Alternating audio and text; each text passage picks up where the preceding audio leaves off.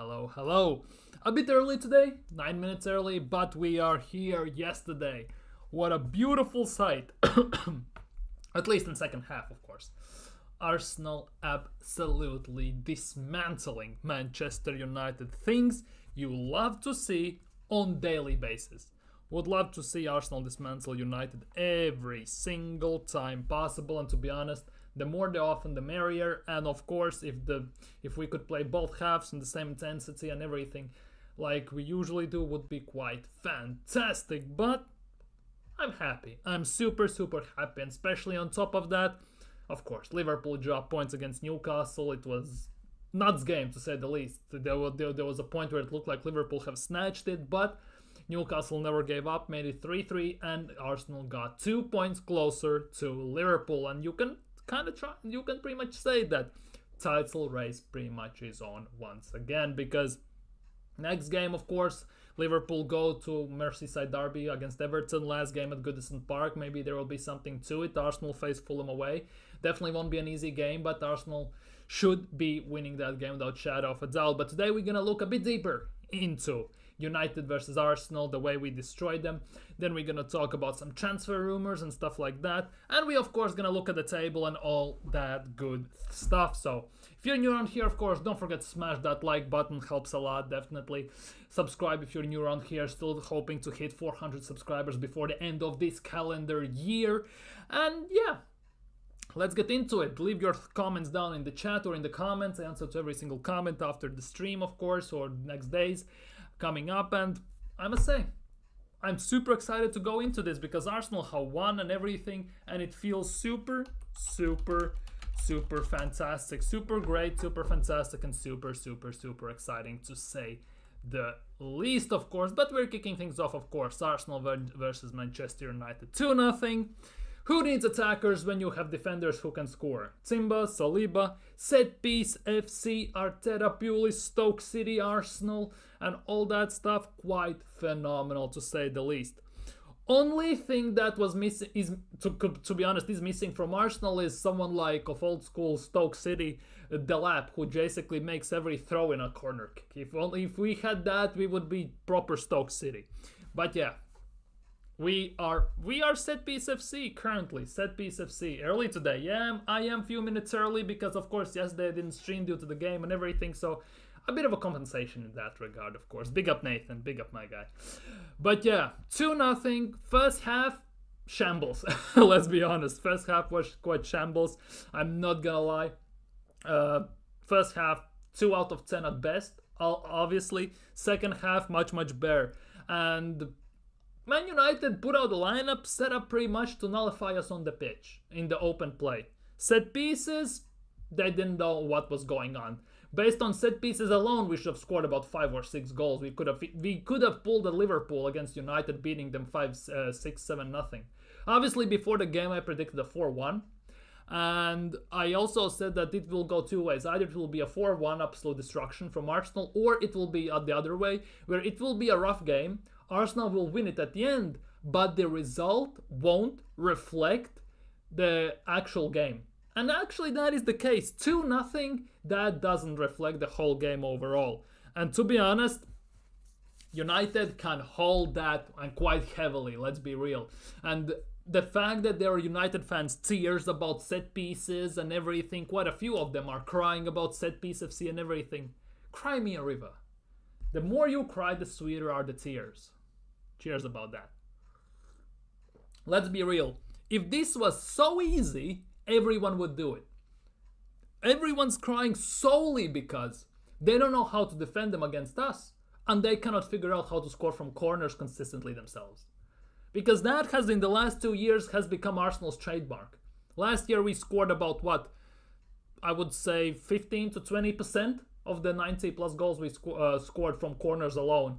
And this season, yes, we had a very slow start in set pieces. We had like 1 in about 7-8 games. Since then, basically, we score almost every single game. And we did that even without Gabriel. Even saw United fans saying, oh, there is no Gabriel. We will have chances actually at set pieces. Yeah, you really think so? Yuri and Simba, hold that. William Saliba scores with his ass, by the way. They call us Asna. and William Saliba scores with his ass. Hold that heavily. Hold that heavily. No DD and stuff like that, but hold that heavily. United just... You love to see this, let's be honest. Let's be honest. 2 corners was the best way to win United. Yeah, United fans are so riled. The tears are super nice to drink in. Genuinely, hold that and hold that heavily with some massive, massive extra tears. With some mayo, with some sauce and all that stuff. Quite fantastic. Up the ass. No Diddy and stuff like that, but you get what I mean. BX Gunner is moving a bit zesty, a bit, but we allow it today because Arsenal just dismantled Manchester United. Respect Kivior and Rice, definitely. Kivior yesterday, I'm not gonna lie, was fantastic. I would say best game for Arsenal at the time that he's been here. Not playing and actually training, maybe he's improving. And if he can play like this consistently, especially when he doesn't get much playing time and his name is called upon, I actually wouldn't be against not selling him if he keeps this up. Let's be honest. I'm gonna be honest. If he can keep this up, if he can play some games like he last year when he came on in the second half against Liverpool when Zinchenko got injured, when we won at home and everything, if he can play on that level without errors, making some crucial tackles and stuff like that, keep playing. Keep genuinely playing. Rice as well. This was the best game for Declan Rice he has had this season for Arsenal for sure. And to be honest, since Bayern Munich game last year in Champions League away, you could argue this has been his best game because he was doing everything. He was all over the place. He got man of the match for yesterday's game. But I'm not gonna lie, I would give the man of the match to Timber more. To Timber or Saliba, I would give my man of the match personally. Obviously, we're gonna go through player ratings in a second, and let's be real, it will be quite fantastic. This game where the performance doesn't matter. Exactly. This is one of those games, especially in derbies or very high-end games where the history behind the game is bigger than anything else. There are times when performance doesn't matter, just the 3 points. It's similar like when we played Spurs away, when Odegaard was just injured. We played shit, let's be real. But one corner, Gabriel scores, 3 points in the books, job done. On top of that, we scored the same amount of goals that United had shots on target. Imagine that.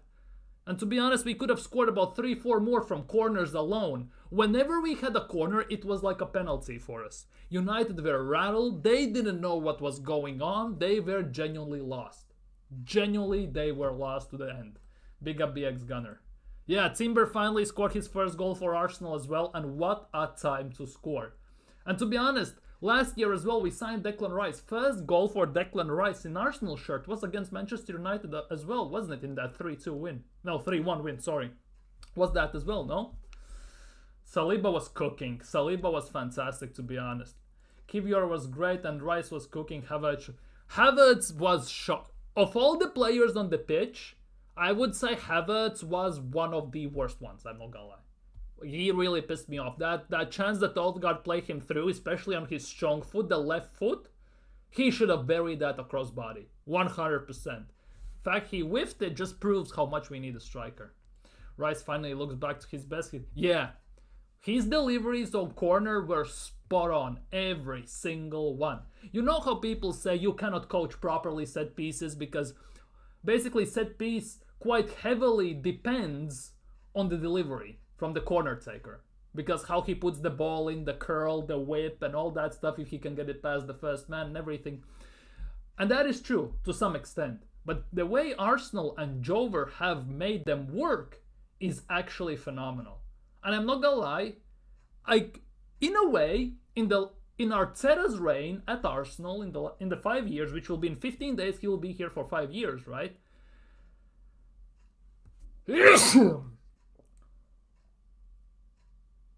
That's it. Bless me.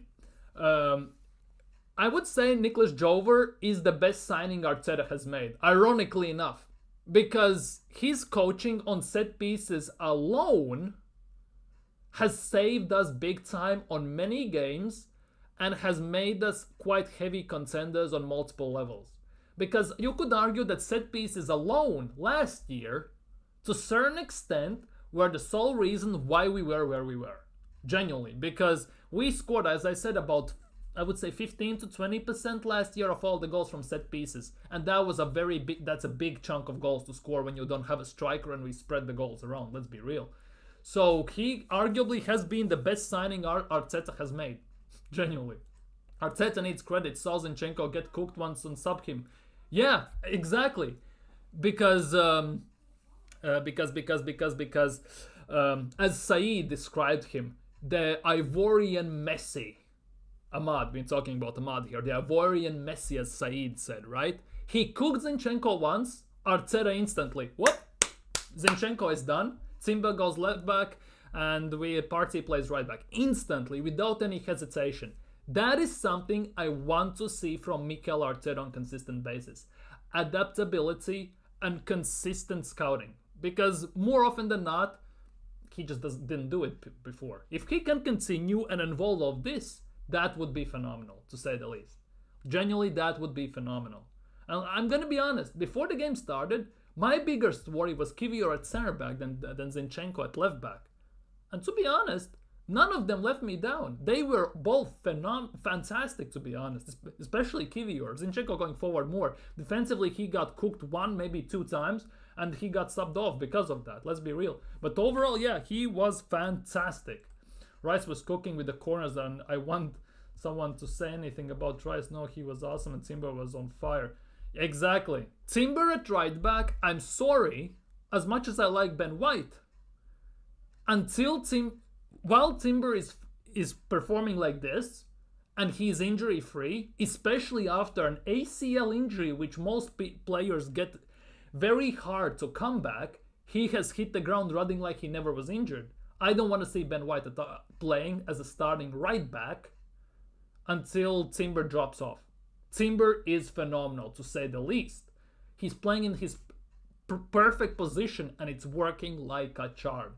And to anyone who would try and suggest play White at right back and Timber at left back, I never want to hear that. Either you play Timber at right back or you don't play him, pretty much. Because that right back position, ever since we have put Timber at right back with Ben White's injury, we pretty much don't concede, and we are starting to score goals. As Bukayo Saka said, he much more prefers to play with Timber because he offers more defensive solidity and more options in the attack than Ben White. As great as Ben White has been over the years and he has helped us get where he is, I don't want to see Ben White at right back for now. Genuinely, I'm putting it out right now. Timber man of the match, but Saliba 10 out of 10. Yeah, Timber or Saliba, man of the match for me. No, yeah, Novanieri, that was a bit of a weird one pretty much, but it is what it is. No Tierney, I get it. But yeah, Zinchenko can't defend. Why didn't Tierney start? To be honest, Tierney didn't start because we needed someone who can control the pace from when we invert. And Zinchenko is very good at passing and distributing the ball when he inverts. Very good. He's very underrated. He's very good in these short passes and everything. And that's why I think Arteta should explore the idea of playing him as an 8 or as a 10 even at times. He should explore that. And that's why I think Tierney doesn't start, because he cannot invert, first of all. And that's it. Genuinely, I knew that Zinchenko would be starting, more or less because of the groin injury that Calafiori was complaining about after the last game. But yeah, I never had worries about this. Wait. Wild thing is their only chances came from set pieces. Dude, like, let's be real, they didn't do anything. Genuinely didn't do anything. Their best chance arguably was the Anthony chance after a free kick, which Merino stupidly gave away. And even that, I'm going to be honest, Raya made the one world-class save not to allow it to go to 1-1, because if it was 1-1, it would have been a completely different story of the game. That also needs to be taken into account in that regard. Yeah, Martinelli, no. I love Martinelli, but he continues to make same mistakes, never looks up and who's up. Martinelli should have scored yesterday. He had a chance to go one-on-one, take on, take on De Ligt or Harry Maguire, whoever it was, and he just stepped back. He just pulled out of the chance of taking him one-on-one and trying to cook him by pace or anything. It feels like he has lost confidence in his shot, in his dribbling ability, and partially in himself as well. It genuinely feels that way. Yeah, Trossard, to be honest, one time Yoro got best of Trossard with a tackle. Second time, the way Trossard did that left, right, left, basically sent back Lenny Yoro back to Monaco, I think it was he came from. Monaco? No. Nice. Basically back to France. He sent him back to France with that move. Arteta not playing Ranieri. Yeah, that is a bit of a iffy one, I'm not gonna lie. But I think Ranieri will play against Fulham for sure. He will play against Crystal Palace in the Cup. I think he will have chances. I kind of believe that Arteta just didn't want to play him this game. Yeah, you could see that players were feeding the ball specifically to Trossard when he came on because they all wanted him to score on his birthday. And he nearly did. Onana made a great save on one of the shots. Ahmad, welcome. Exactly. Welcome to Timber Penitentiary. We seriously like a goal-hungry player being... Yeah, that is one direct goal-hungry player. That is something we are lacking quite heavily. Genuinely we are. And that is a big, big issue. To be honest, United have, as United fans were saying, Rand, Said and all them man, they have Zerkamp or Zerbatov. We all know them. They have Asmus and all them man. They have that Garbacho and players like that and Trashford with his new snow bunny. They did nothing. Genuinely nothing. They got completely shut down by Kivior, by Saliba, by Timber, by everyone. They genuinely were anonymous in the game. White could be out till March. This is weird one because first of all it was 4 to 5 weeks, then it was 6 to 8 weeks. Now it's now till March. What the hell is going on there?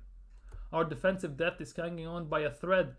Yeah, on wingbacks definitely. On wingbacks definitely. Because all of our wingbacks are injury prone and most of them are out already. So that is a bit of a iffy one. I don't know who Giat is, by the way. Tierney could have put in a shift. Yeah, but I think we played Zinchenko more for the control of the game. Maybe as a sub against Ahmad, maybe. Just maybe. That would have been a different approach, definitely. Yeah, Raya, that save he made on the Ligt was phenomenal, I'm not gonna lie. Martinelli, yeah. He's the most expendable one, and it might be time for him to go. Yeah, from Lille, my bad. Yeah, Saka and Odegaard had very average games for their standard yesterday. Genuinely, very, very average. The way United set up was to basically try their best to shut Arsenal down from open play. But Arsenal got 13 corners and pretty much that was it. United on every corner looked like headless chickens. They didn't know what was going on. Yeah, Garbacho. Yeah, they're 2-0 down and they sub on Anthony. What the hell is he gonna do? Although, you could argue he had the best chance from the set piece for United to score and he just wasted it, let's be real. It's soon Jerry, I'm saying Isak or Osimhen's first strike. We are not signing a striker, I think. I generally don't think we are. If we play Tierney, then maybe a decent fee wouldn't be out of the question when we sell him. I can see him going... On a free, he might go back to Celtic, but his contract runs out in year and a half, if I'm not mistaken. So in year and a half. So there's still some value. The thing is, we cannot loan him out. He's on a very high wages, like 80, 90 grand. And let's be real, Celtic are not paying that. Any other team who would take him, that would be only on loan, unless there is one team that desperately would want him. To be honest, Odegaard, right?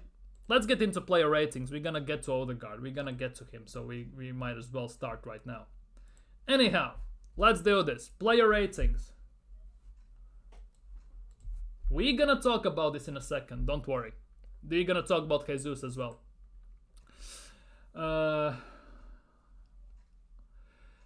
The player ratings. David Raya.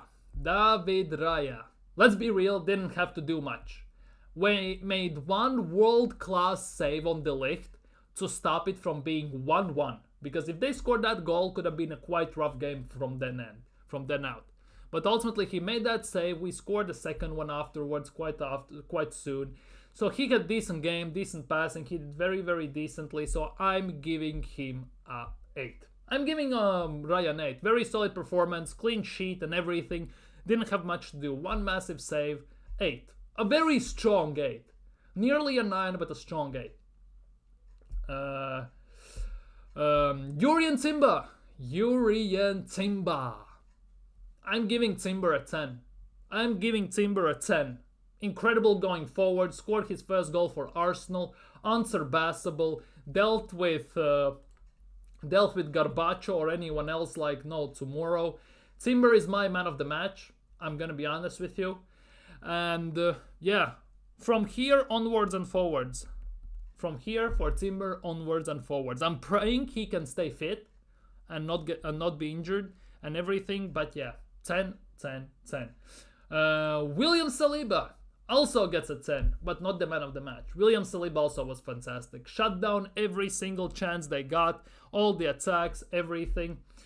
Just like Timber also gets a 10, just not the man of the match. Saliba was fantastic. He had a phenomenal show he put on against them. Fantastic. Fan-freaking-tastic. That was a beautiful thing to watch, to say the least. Defensively, attacking, from corners and everything. And to be honest, the ultimate disrespect. Saliba was getting ball near our own box and carrying the ball through whole United team like a midfielder. Dribbling past them, passing it, giving give and goes and everything. Saliba was phenomenal yesterday as well. 10 out of 10. Jakub Kivior. I must say, best performance in Arsenal shirt for me.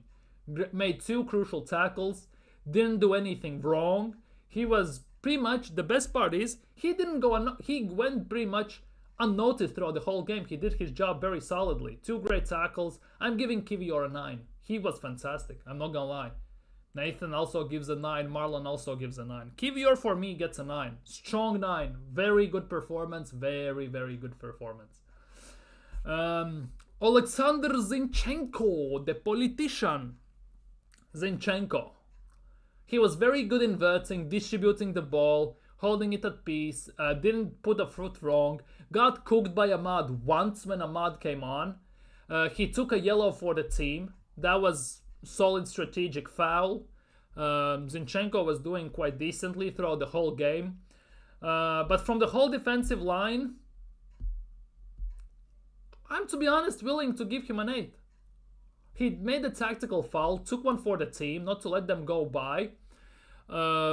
He was decent for the fact that he doesn't play much recently and everything. Very good performance given that what Zinchenko does on usual basis, how he gets cooked. And yesterday it only happened once and Arteta instantly realized it and took him off. You cannot hold it against him. Let's be real. We all know he's not a great defender. He is the one that helps us going forward. So definitely, he's very solid. Yeah, Zini, based on previous definitely performances, he gets a solid 8.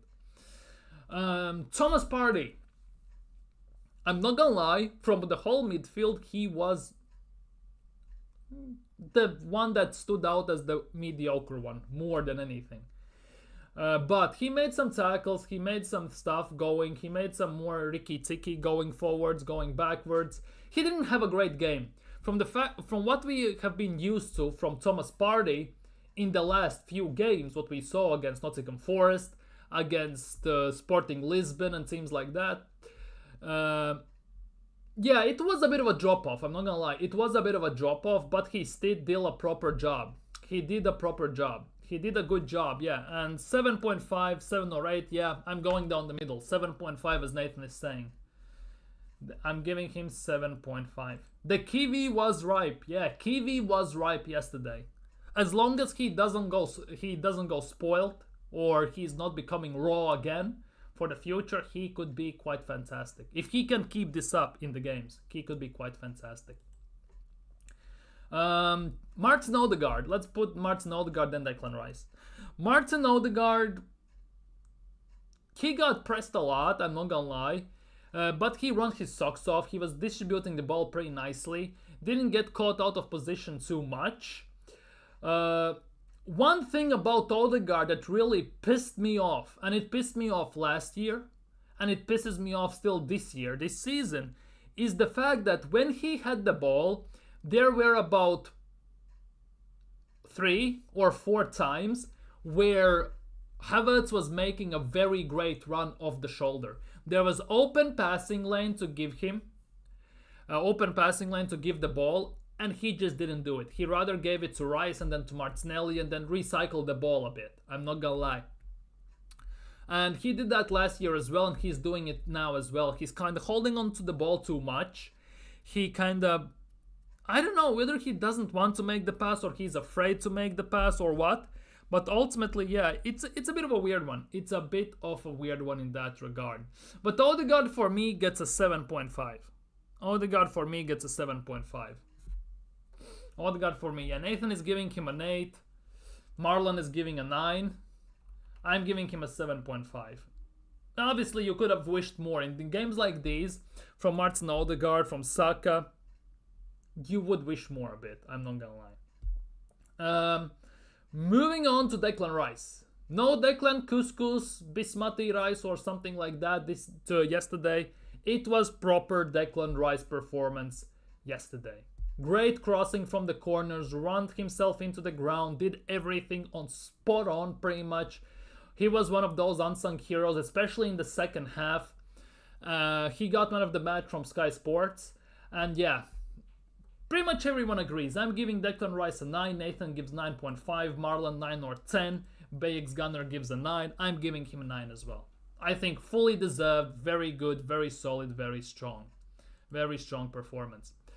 Bukayo Saka. Another one of those games where he was missing. Quite at times, where he was kind of shut out of the game. Malacia did quite decently against him overall at times. He had some bright spots during the game, I'm not gonna lie. But ultimately, again, it's one of those games where you wish he did more. And for Bukayo Saka's standards and everything, it is a bit of a yikes one. It is a bit of a rough one, to be honest, if you ask me. But the fact that he kind of is doing things I was asking for him to do whole last season, to be more direct, to take on opponents, try to dribble past them, and he for the last like 3-4 games he's doing this on consistent basis now. That is something I really love to see.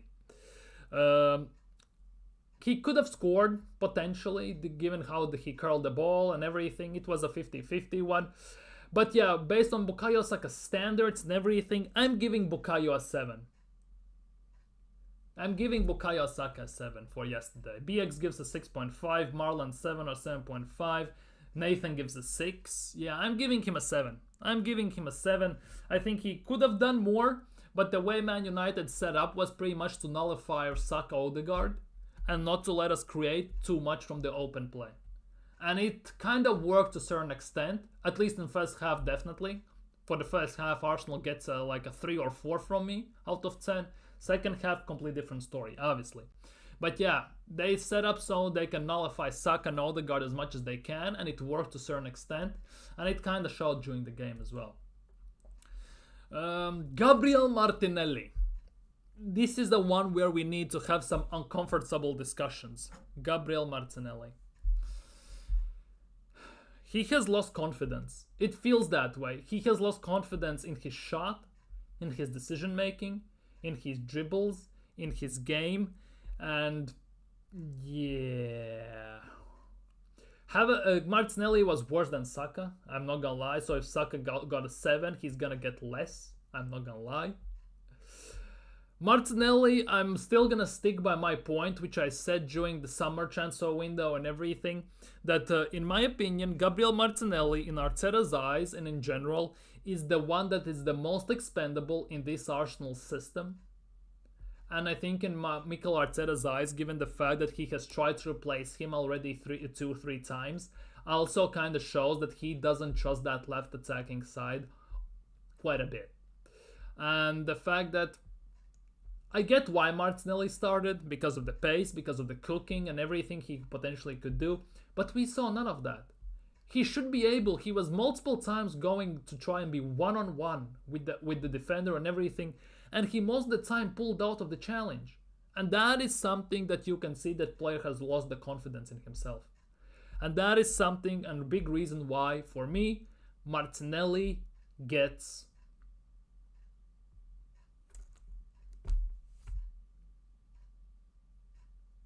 4.5 or 5.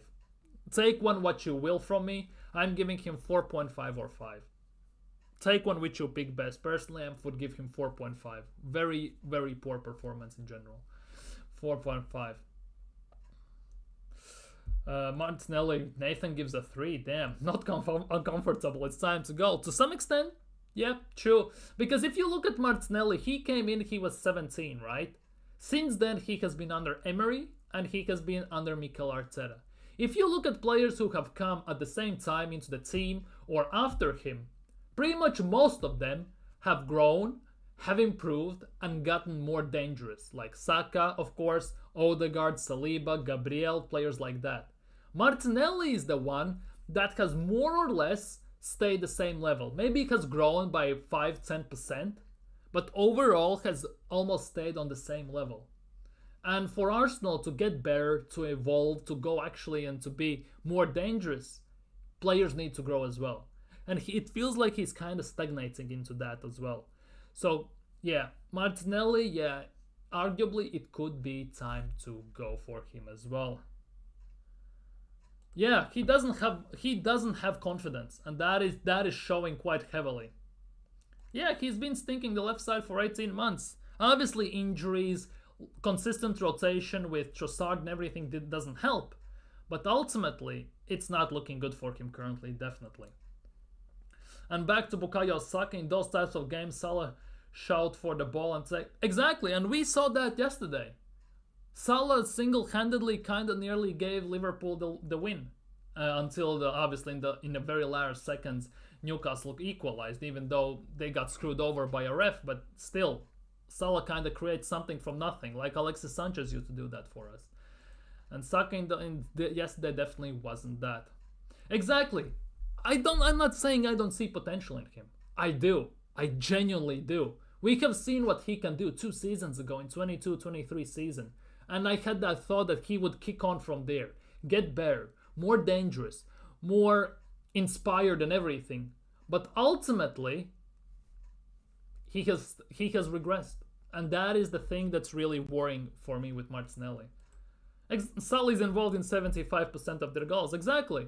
Haaland for City as well, he has 12 goals or 11. And rest of the team, next best goal scorers with 3 goals. 3, 2, I think they have about 6 goal scorers overall in Man City this season. And Haaland has scored pretty much the same amount, if not a bit less than the rest of the 5 combined. So, yeah, there are certain players that genuinely take the game by the scruff of its neck and carry over the line. Like Salah. Again, Alexis Sanchez. Prime Eden Hazard at Chelsea. There are some players like that. Saka needs to grow into that still. He's still young and can play more and develop more, but I'm not seeing any... That's the thing. You say he's still young. He came to Arsenal when he was 17. He's now 23. It's been 6 goddamn years. And we have seen one good season 2 years ago where we thought this will be the time for him to grow and be the man. But ultimately, if you look overall throughout the whole 6 years, yes, he has grown. He has got more physical, maybe a bit bulky and everything. But he is more or less staying in the same place. It's like when you play career mode on FIFA or EAFC currently, right? There is this glitch when your player basically doesn't grow anymore. You loan him out, you call him back from loan, and he starts growing again, right? I'm not saying loan out Martinelli, but he basically has frozen into a certain level and he needs to get out of it. He needs to start to grow. But for Arsenal, the way we are going, the way we are developing, the way we have started to play and where we are, team-wise, challenging for every single competition where we are in, we are being talked as one of the favorites and everything.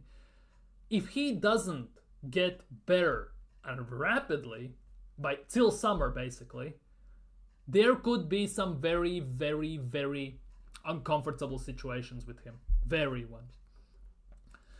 Martinelli put the fries in the bag. But he has no just like Garnacho. We need to make him... Dude. Don't even. I know what you're trying to say, but don't. Like, don't compare Garnacho to Martinelli, first of all. And to be honest, no player is bigger than the team.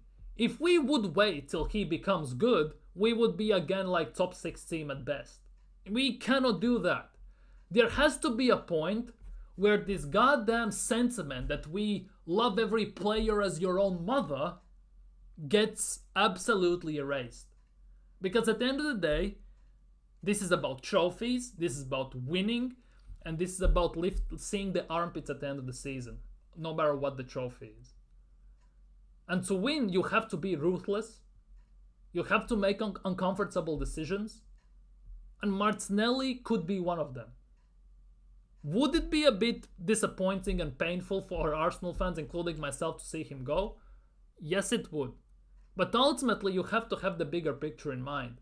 That if you want to grow, you kinda have to let him go as well. There are times, the same as in relationships, you can love someone to death pretty much.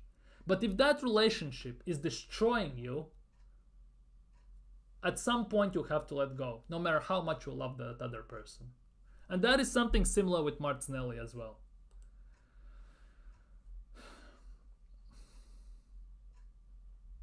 And I close my eyes and envision us lifting trophies. That could be the case because we saw Arsenal lifting FA Cup and Martinelli wasn't playing because he was injured. That also could be the case. Maybe you're reminiscing in memories. Just putting it out there. But ultimately, that could be the picture we will see very, very soon at some point. Obviously, we could win Carabao or FA Cup. He might be there. But to win Champions League, to win Premier League, something has to happen. Anyways, we have spent on Martinelli too much time already. Moving on to Kai Havertz. Bad performance. I'm not gonna lie. On par with Martinelli. Both were quite awful. To be honest, one thing I will give Havertz, he was making some great runs. In first half, in second half, off the shoulder from defender in certain lanes. The issue was, again, as I mentioned before, Odegaard was not giving him the goddamn pass. There were open lanes, even chip it over the top, he was just not doing it. Havertz had one chance where Odegaard put him through, being one-on-one pretty much, and he just shot it straight at Onana, on his strong foot. And that's the thing. He is not the guy you are going to play as your main number 9 and he's going to win you the league or the Champions League. In one-off game like we saw him for Chelsea, yes, he can score that one goal and forever he will be memorized in Chelsea's history and Chelsea's fans' minds for scoring that goal against Man City to win them Champions League. Yes, that is the case. But to rely on him over the extended course of 38 games a season, he's not the guy. In one-off game, he can hit a purple patch, he can be in great goal-scoring form, and he could get you over the line. We happened to that to him last year. But overall, throughout the whole extent of 38 games, no chance. Havertz gets a 4.55, just like Martinelli. 4.5/5, just like Gabriel Martinelli for me. Havertz needs to, exactly. He has the pace and he makes runs. Yeah, he doesn't finish, or Odegaard or Saka or whoever has the ball many times, just ignore him.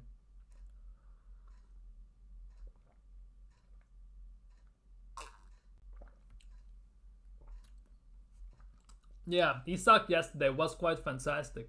To be honest, Gordon as well. Gordon should have scored that one-on-one the first half against Kelleher to make it 2-0. And I think by then definitely the game would have been over. Liverpool would have not drawn it or even won it. So that is also a thing. He was cooking. That goal he scored yesterday, holy crap, sent Van Dijk back to Netherlands and then just bang, full power into the net. Anyways, substitutions. We used only 3 substitutions, which is a bit weird. Didn't put on Ranieri or Jesus or Sterling or Tierney. It's a weird one, I'm not gonna lie. Trossard came on. He was trying to score. The team was feeding him the ball quite heavily and quite obviously, I'm not gonna lie, for him to score. He had some moments. Onana made a good save on his shot. He was trying his best to score, just didn't happen. Obviously, it's a bit of a low blow from Mikel Arteta to make him to bench him on his birthday. But ultimately, I get it why. because the idea was with Martinelli space we should be able to exploit the gaps, but we didn't even do that to a certain extent. So maybe playing Trossard actually could have been a very good option. So Trossard for me gets a 6. I'm not gonna lie. Trossard, I'm giving Trossard a 6. He tried, he came on, wish he scored, he did some good things, he lost the ball field here or there, but ultimately he did a very good job. I'm giving him a 6. Jorginho. Yeah, Jorginho off the bench has been quite good. In cup games he started as well. Jorginho, the one thing you can never... Jorginho arguably is Arsenal's most consistent performer since we signed him. Because, yes, the expectations were not high for Jorginho when we signed him. I'm not gonna lie. But he always gives you this. Always. And when basically he's on top or he's exploiting the gaps that the other team is giving him, he's here. Genuinely. He's always, you're gonna get somewhat 6, 7 out of 10 from him on consistent basis. More often than not, in 95% of the games. So Jorginho for me gets a 7. Jorginho for me gets a 7. Exactly. I would give the Jorginho extension before party. Good, but I think Jorginho wants to go into training. I'm not sure. Don't just don't. You cannot say stuff like this. Genuinely, it's way better. Genuinely, no. Just no. No chance in hell. Distributing the ball, yes, I would say Jorginho excels that with his IQ, with his vision and everything. Okay, cool. But rest of the stuff, no chance in hell. Physicality, defending, tackling, everything, no chance. No chance in hell. Mikel Merino. Missed an open header. He could have scored, just put it the wrong side of the post. Could have made it 3-0. Open corner again. Ironically enough. Merino, he gave away that stupid foul on the edge of our box where Anthony had a chance to score, which he basically wasted straight at Raya and everything. Didn't do much, I'm not gonna lie. Merino was trying his best. He had a chance to score. He didn't. But yeah, Merino gets also a 6 for me. I cannot put too much on him overall. He was trying, he didn't do much. He had a chance to score. He gave away a foul on the edge of our box. So basically it's vice versa type of situation. So I'm giving him a 6. Decent, but no cigar at the end of the day. But yeah, Arsenal cooked them, second half especially. I would also say it kind of, this game overall felt like tale of two halves. First half, Arsenal put out a team, played against United and scouted what and how they're gonna play the game. Whatever Arteta said in halftime, it changed the game by 180 degrees completely. All of a sudden in the second half, Arsenal had pace, quick passing, quick movement, countless corners, chances. Not from open play, but we had about 3-4 proper chances to score from open play as well. About 5-6 chances to score from corners. In the second half, it was night and day. We cooked them like no tomorrow in the second half. And for that halftime talk, for the way he changed the game, it was like basically a scouting in the first half and then actually putting game plan into existence in the second half, pretty much. For all the performance, for proper subs, especially on Zinchenko when he got cooked once by by Ahmad, and he put on Timber instantly there and everything. I'm giving Arteta an 8.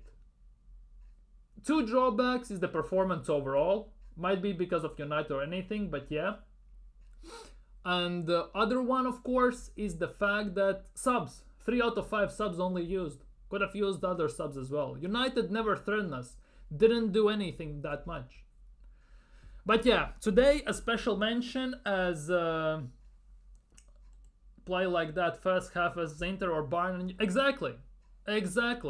So the question is, was that planned or it just United set up that way?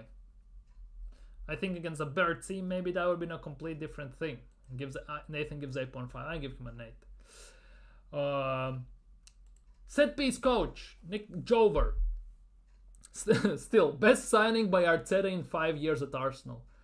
The set piece coach consistently finds different ways, new ways for Arsenal to be dangerous from set pieces, to an extent where this has become a major part in Arsenal's attack and scoring ways, to a level where it has become a certain point reason where whole Premier League pretty much is hating us because of that.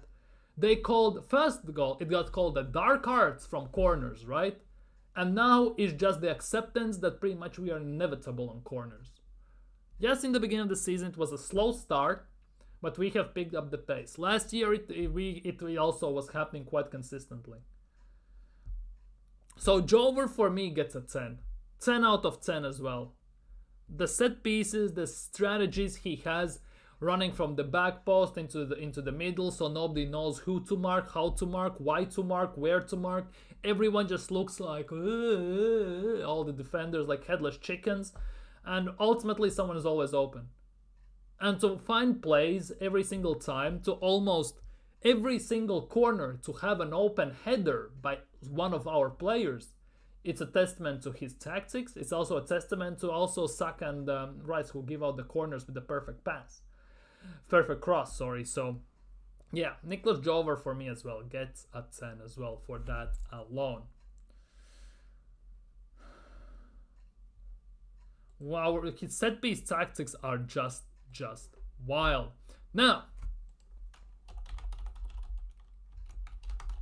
on if that win against United wasn't enough, Newcastle drew against Liverpool yesterday. Salah scored in 83rd minute, and I thought, yep, that will be it. Liverpool are gonna win the game, and our win will mean nothing again. But Fabian Shaw in 90th minute goes and scores and makes it 3-3, so Arsenal get 2 points closer. But here is the case, as Nathan is saying, Newcastle were robbed. Here it is. I hope I don't get done by copyright, by the way, because of this image, but here it is. Newcastle were through on goal, and then the referee whistled the full time. Exhibit A. And this was 95 minutes 14 seconds, and it was plus 5 minutes added on. You cannot tell me that the ball wasn't out of play for at least a half a minute throughout the whole plus 5 minutes, first of all. Second of all, they are attacking. They are in the final third of Liverpool's defensive side. How on earth are you blowing the final whistle there? How?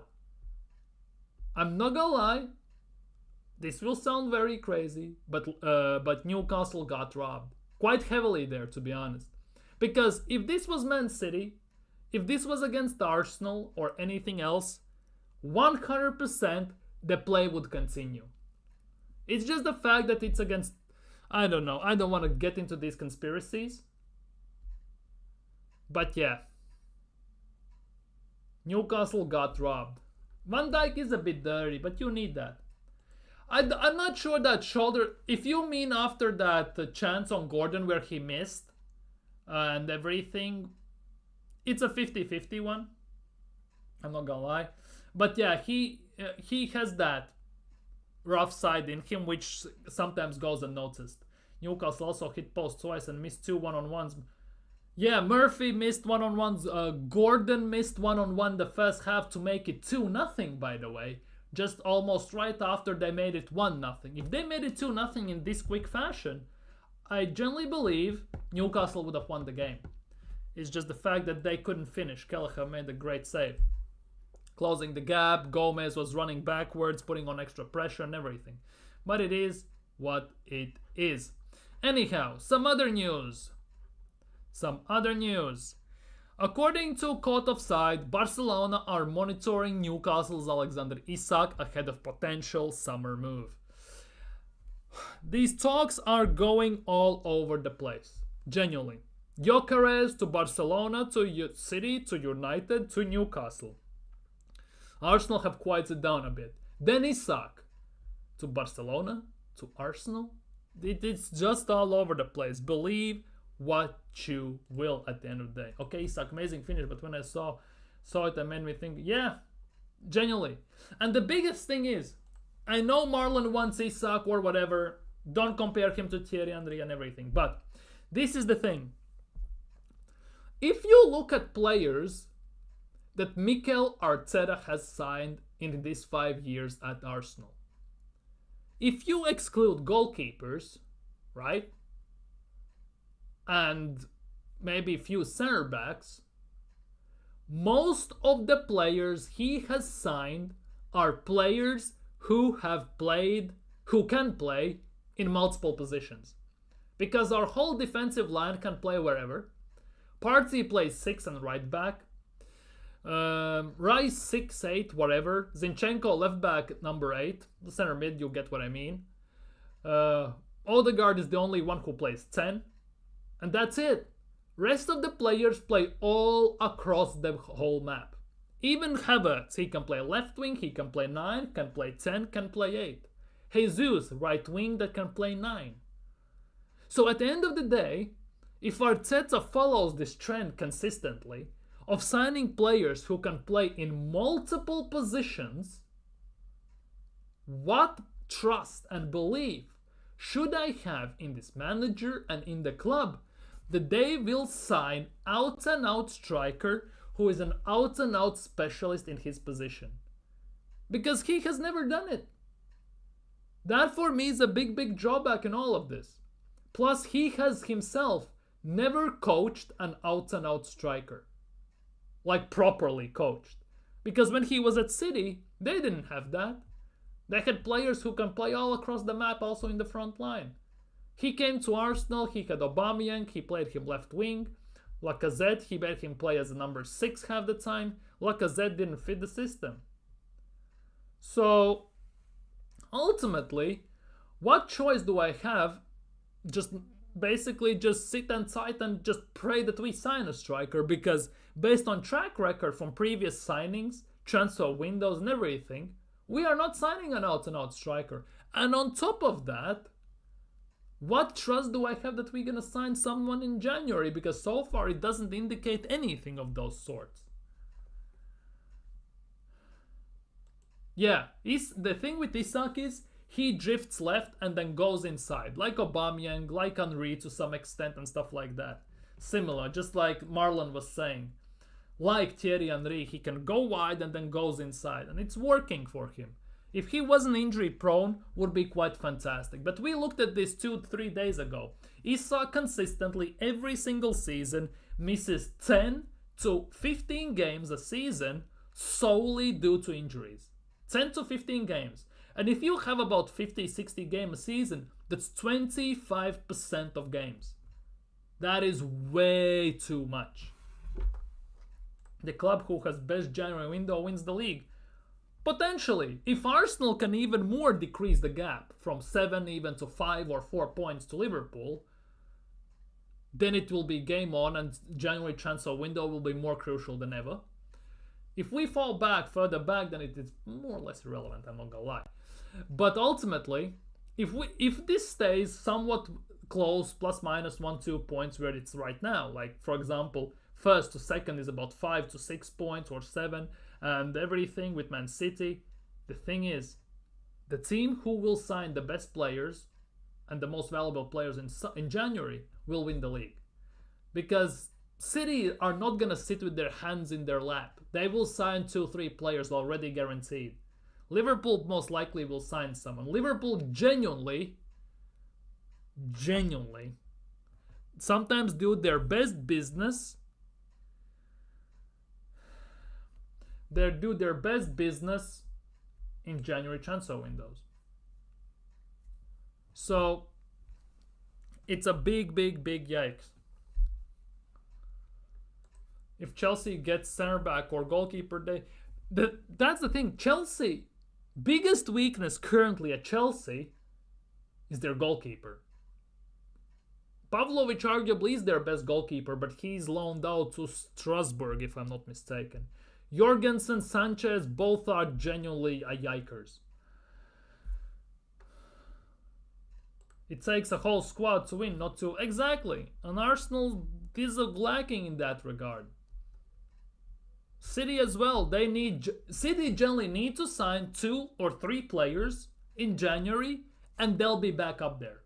If they recruit properly, which they will most likely, they need to sign Zubimendi or someone like Rodri replacement. They need to sign another midfielder just because, and a backup for Haaland, and they're back in it.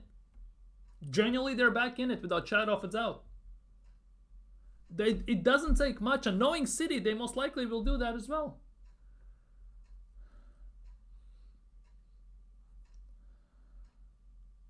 Walker, they can survive. With Walker this season, they can try and survive genuinely. They can survive. Because Walker could be an issue for about 10 games overall they could play this season. Because against the big teams who have good left wings, that could be an issue. Unless, for example, Stones come back, Ruben Dish is playing now, Guardiola is playing left slap back, and they put again Akanji as a right back. And then everything is sorted all of a sudden. Like they did last year. Or something. It doesn't take much for them. They need 1 or 2 players back from injuries, and they're done. They're again good. For City, you can never rule them out. They have done worse and they have come back. That is a big thing with them. Max Dauman, we already talked about him. I love this Saliba's quote on his goal. A bit lucky, eh? Declan Rice was cooking yesterday. This is the mentality I love from William Saliba. I just want to win the Premier League. The big thing is,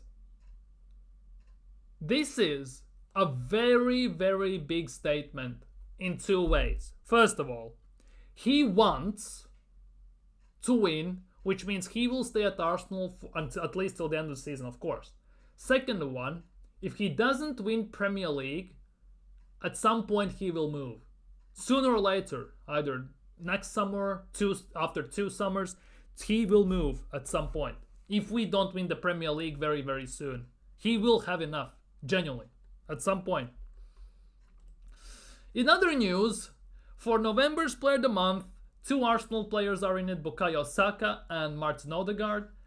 I think most likely either Mateusz Cunha or Mohamed Salah will win it though. That is what I think. Either Mateusz Cunha or Mohamed Salah will win it, but Odegaard and Saka both are in contention. Some other news, some other banter, let's just put it that way. New Arsenal's logo has been released. Arsenal have redesigned their logo, and this is the new logo. This is nuts. Because I remember Arsenal used to have Cannon, obviously, we all know that. When I was growing up with all the injuries, Jack Wilshere, Cazorla, and all them men who got injured consistently, instead of a cannon, we used to have a wheelchair in our badge. Now, fast forward about 10-15 years, all of a sudden we have a corner flag in our badge. I love the tears of these fans, of our opposing fans. Because they're complaining, oh, they're scoring all these corners, set piece FC, Arteta, Pulis, Stoke City, and everything. Dude, corners are part of the game.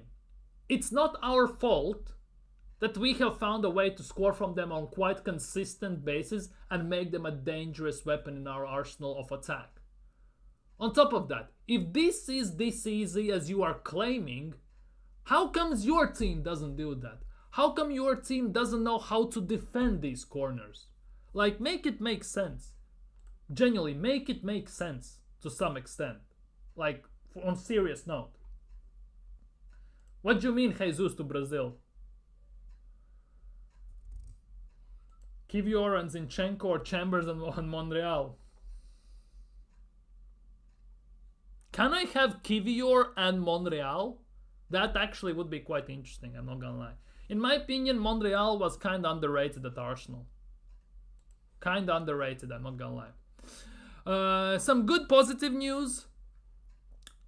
Airpod Albert. We all know this guy, Airpod Albert. Albert Stuivenberg, Mikel Arteta's assistant, has agreed to sign a new deal at Arsenal until June 2027. Deal in place and set to be formally sealed soon. That's according to Fabrizio Romano.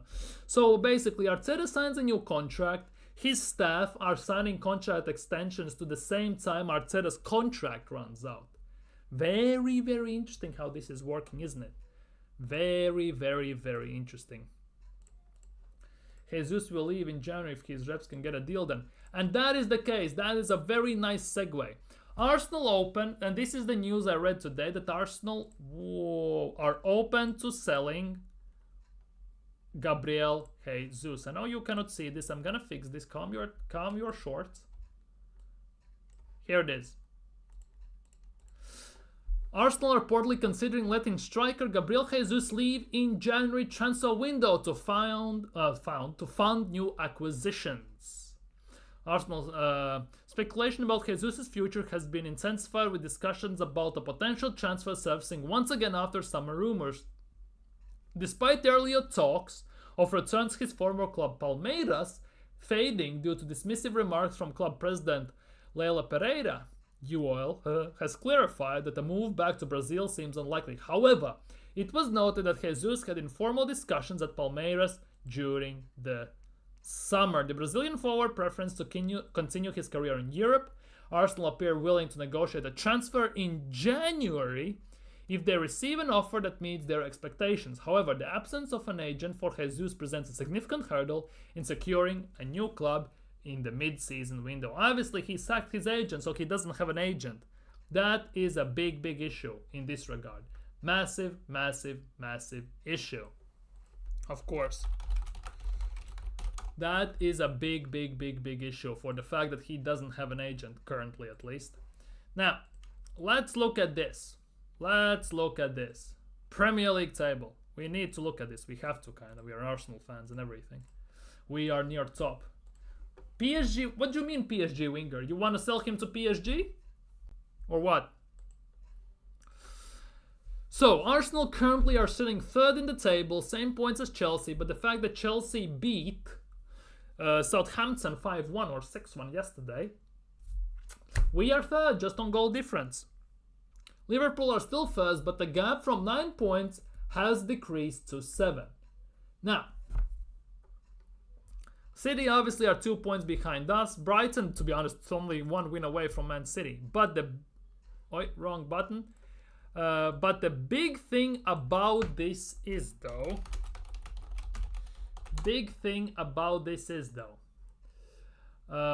here we go. Match day on the weekend. Everton, last game at Goodison Park, are hosting Liverpool. That will be Everton's last game at Goodison Park before they move to the new stadium. So that could be a very special game. Very special game, to say the least. Of course, Brentford play Newcastle. Aston Villa play Southampton. Palace play against Man City. Question to the chat. Is there a way that Crystal Palace get a result against Man City? Any way, shape or form. Is there a possibility that it happens? That somehow Crystal Palace get something against Man City. Man City finally won a game, to be honest, yesterday, 3-0, so props to them in a way. Props to them in that regard. In that article it says we are in race for PSG wingers. So, PSG wingers. Barcola, Ousmane Dembele. Would you classify Lee Kangin as well as a winger? Who else is there? Asensio? Well. Yeah, Palace always puts up a fight. And to be honest, remember when Palace had Zaha, had Townsend and players like that? They always were a bit of a bogey team for Man City. Remember that like 40-yard screamer Townsend, like half volley he scored against Man City. Remember that? So Crystal Palace know how to kind of get a result against Man City. Palace know that. So that could also be the case. I hope that Daesh gets a result against Liverpool. To be honest, they just destroyed Wolves 4-0. This is very weird because Wolves manager, Gary O'Neill, right, could win Manager of the Month for November, right? Potentially. With Arne Slot, he's in contention, and someone else. But there are already talks of him potentially getting sacked. It's like, how wild is that, isn't it? Chelsea versus Spurs will be a big game. Big game. El Sakico. Yeah, pretty much El Sakico.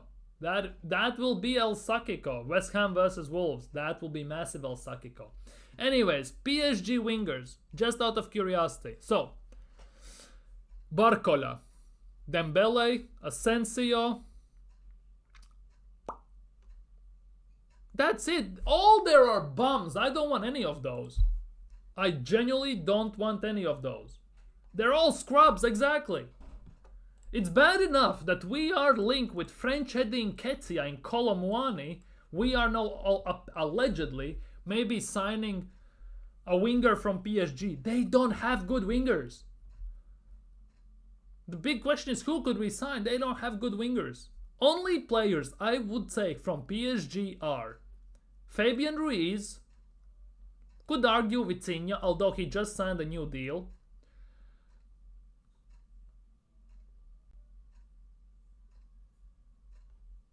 That's about it, I'm not gonna lie. 2 players. As wild as it sounds, 2 players. Genuinely. Fabian Ruiz and Vitinha. 2 players I would take from PSG. No one else. Currently, at least.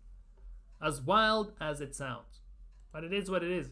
I read today as well that Luis Enrique doesn't want for PSG to sign Gyökeres because he thinks he won't get enough playtime at PSG.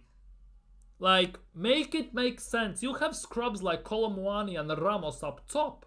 You are forced sometimes to play Lee Kangin at striker. And you don't want Gyökeres. What the hell is all that about? Just putting it out there. What the hell is that about?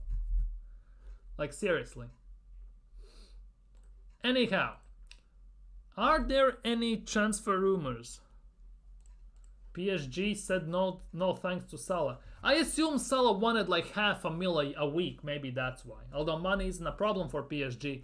But I think PSG currently are building for present/future, and they don't want like a 90-year-old in their team. I would assume so, because for them signing Salah currently makes no difference, because they're gonna win League One most likely, and they're not gonna do anything in Champions League. So what's the point in them signing Salah in general?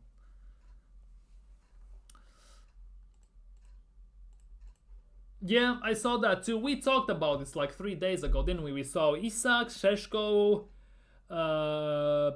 Delap and someone else. The striker options Arsenal are linked. Arsenal leading the race to sign world-class Martinelli upgrade who would make Saka better. What the hell is this about? Who is the guy? Oh, Nico Williams. Okay, cool. It's still Nico Williams o'clock at Arsenal.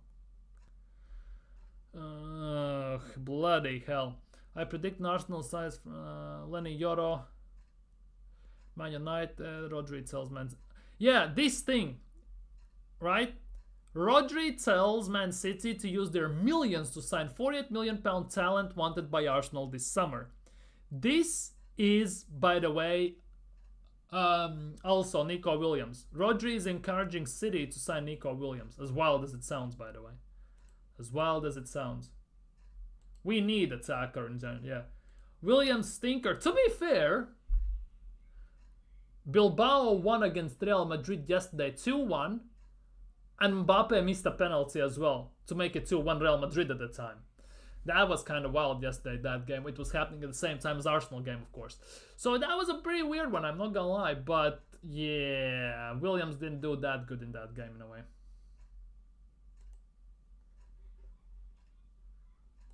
Anyways, what else is there? Balogun in the race to be fit for Arsenal, might be back for Monaco. Best Chelsea signed transfer jab. Yeah, Havertz said the best leaving Chelsea and signing for Arsenal was the best decision he's made. The French Nketiah. Dude, if we sign Kolo Muani, I swear to God, I swear to God if we sign Colomwani. I swear.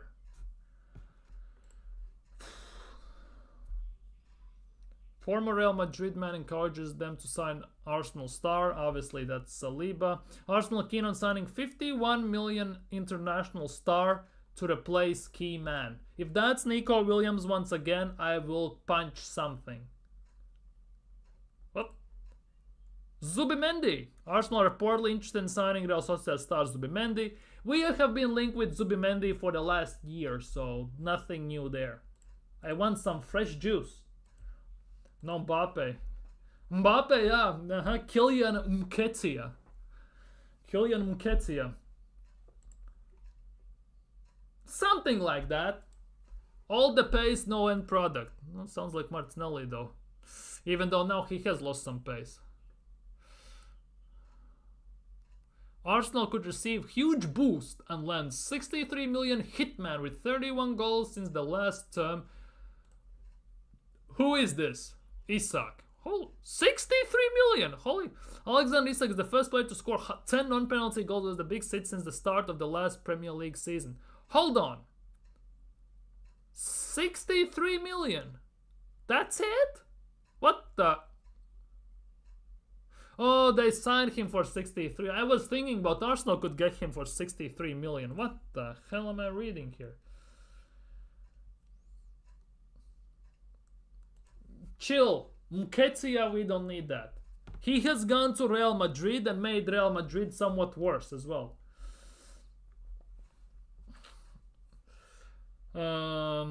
Arsenal hold talks over signing 44 million man Serie A side I Arteta outcast. What? Wait.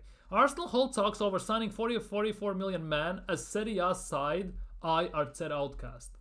Okay, agreed. So, Arsenal have reportedly held talks with Wolves over the possibility on signing in for Mateusz Cunha. Oi, this one is for Nathan. This one is for Nathan specifically. Mateusz Cunha, you know. Man like Cunha. But the Gunners are always a lookout for most of their attack, like Victor Osimhen, Gyökeres, David, linked with the move to the Emirates, a new name for Cups, Mateusz Cunha. Woohoo! And obviously, elsewhere, Luka Machete. Napoli are still in Kivior. Napoli are still interested in Kivior, so nothing new in that regard. Otherwise, it's pretty much same old, isn't it? Pretty much the same old, of course. I believe in Cunha, Duran, and Osimhen. To be honest, Osimhen has also the clauses in the contract that he can leave Galatasaray and sign for anyone in January, if I'm not mistaken. Conte the same. Dude, if Kivior keeps playing like he did yesterday, and even better, I wouldn't be against keeping him, I'm not gonna lie. He's not on that much wages as well, so it wouldn't be that big of a deal. So could be quite interesting. You lot quite excited about Cunha. That's actually quite insane. I'm not gonna lie. I didn't expect that. But yeah, have I discussed everything today? Yeah, I have actually. Anyways, Arsenal beat Manchester United, destroyed them and everything. Some fantastic stuff happened there. Some news, some everything. We talked about everything today. You have been fantastic. Big up BX Gunner, Nathan, Marlon, everyone else who joined, who watched, who liked, who subscribed. If you haven't already, hit that like button, subscribe. Still aiming for 400 subscribers by the end of this calendar year. All that good stuff. If you have any comments, leave them down in comments below. Gonna try and answer them as quickly and as quickly as possible. I answer to every single comment. But for today, stay safe. Stay amazing. Take care. Watch some Premier League football. Some games are still going on. Tomorrow is Friday, so let's see what tomorrow brings. But for today, I am out. Take care.